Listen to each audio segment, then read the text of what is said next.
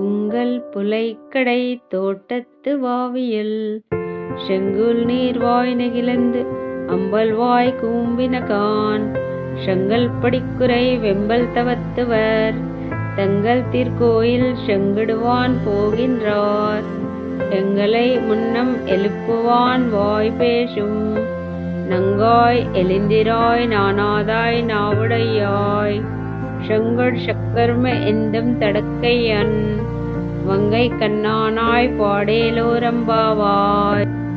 కోవెల తోటకు బయలుదేరుతూ గోదాదేవి 9వ గోపికను లేపడానికి బయలుదేరి అంతకు ముందు రోజే ఆ 9వ గోపిక నేను మీ అందరికంటే ముందే లేచి స్నానం ఆచరించి సిద్ధంగా ఉంటాను అంటుంది.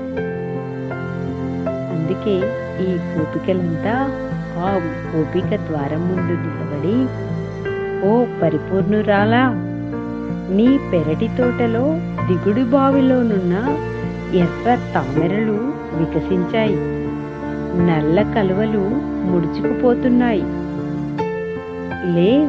లేసిరా, ఎర్రని కాషాయాలను ధరించినటువంటి తెల్లని పలువరుసలు కలిగినటువంటి వైరాగ్యముతో ప్రకాశిస్తున్న సన్యాసులు తమ తమ ఆలయాలలో ఆరాధ్య దైవాన్ని ఆరాధన చేసుకోవడానికి వెళ్ళుచున్నారు.